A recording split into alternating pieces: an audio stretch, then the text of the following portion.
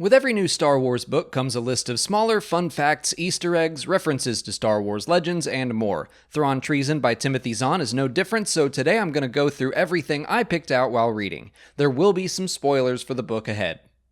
The setup for the story comes straight from the Star Wars Rebels episode Jedi Knight, which shows Grand Moff Tarkin telling Grand Admiral Thrawn that Director Krennic is trying to divert funds from the TIE Defender into the Death Star. That conversation happens in the book, and we get some of Thrawn's thoughts while it's going on.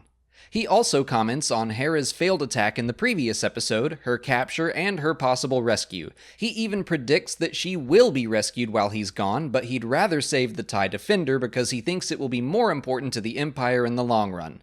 Volt Skerris's death is brought up, which happened in Hera's attack. He was a prominent Imperial pilot in Star Wars Rebels. The TIE Defender itself first appeared in the old Legends game TIE Fighter, and it had a history with Thrawn back then as well. Eli Vanto and Chiss Admiral Ar'alani both play key roles in the story. Neither of them have been seen since the epilogue of the first Thrawn book when Eli joined the Chiss Ascendancy. Ar'alani's Chiss warship is named for the first time, although it can be seen in the same epilogue and was visualized in the comic adaptation. It's called the Steadfast. That was also the name of Eth Koth's Venator-class Star Destroyer in the Clone Wars episode Grievous Intrigue. Many of Thrawn's command crew aboard his Star Destroyer the Chimera remain, which makes sense. This book doesn't take place long after the events of Thrawn Alliances. One of them, Commodore Pharaoh, was awaiting a promotion to Task Force 231 in the previous book, and that little detail is relevant to Treason. Thrawn attends a meeting in the Sev Talk system. Located in the Kurast sector, it first appeared in the Legends Star Wars Essential Atlas. We get to meet Grand Admiral Savitt, the third Imperial Grand Admiral to be mentioned in canon, but it's stated that there are 12 total Grand Admirals at any given time, a detail that was first established in Star Wars Legends. Thrawn is sent to solve a problem at one of the Death Star's supply stations in the Ysaga sector. That area of space was originally from Legends, controlled by Moff Haviland. The sector is still under Haviland's control in canon, but the Moff's gender is now female instead of male. The Ysaga sector is plagued by creatures known as Growlocks, which are basically giant Minocs that can cause a lot more damage to ships. They ingest Cluzon-36, a type of gas harvested by the Mining Guild for the Empire, but it was also inhaled by Purrgil to power their natural ability to jump into hyperspace. We meet one of Director Krennic's assistants, a man named Ronan, and his uniform also has a cape on it, but it's smaller than Krennic's, and I just love that detail.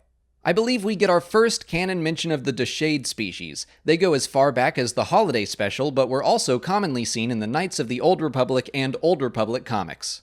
A VCX-200 freighter is mentioned, which is new to me, but I assume it's a step up from the VCX-100, the same model as the Ghost in Star Wars Rebels. A YT-2400 is also seen, the same ship as Dash Rendar's Outrider in Legends and Iron Squadron's Sato's Hammer in Star Wars Rebels. And an Alinar N3 light freighter is at the Death Star's supply station as well, a ship that first appeared in the Star Wars Uprising mobile game.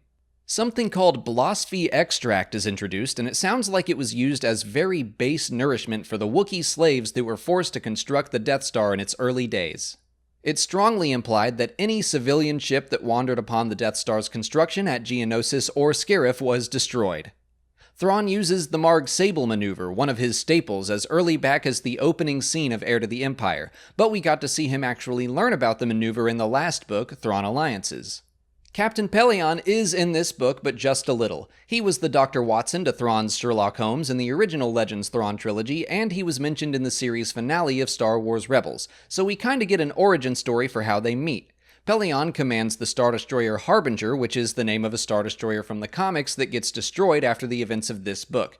But Pellaeon's Star Destroyer is taken by the Purrgil in the Rebels finale, so he either changed Star Destroyers or the Empire christened a new Harbinger after losing the first one, and then they promptly lost the second one as well.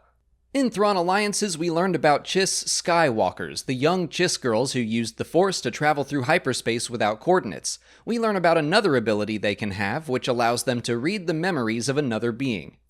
Night Swan was the codename of the antagonist in the first Thrawn book. Eli uses his name as a bluff in Treason, a move that works, so people think Night Swan is still out there, just in hiding.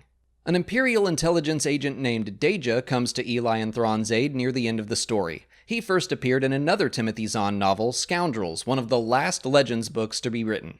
The epilogue of the book is from Palpatine's point of view and leads directly into the events of the Star Wars Rebels finale with instructions for building that special room Thrawn takes Ezra to, but the book does not cross into anything after Ezra jumps them to who knows where. And that's everything I noticed. If you want to check out Thrawn Treason for yourself, consider picking it up for free on Audible. Just follow the link in the description or visit www.audibletrial.com/Star Wars Explained. The audiobook is out right now, and the production value on all the Star Wars books is very high, with sound effects and music. It's like listening to a movie. Signing up for an Audible trial will get you a credit for one free book, and you can use it on Thrawn Treason, or just about any Star Wars book you can think of. Or get any book you want. The point is, you get a free book, and you'll be supporting the channel when you do.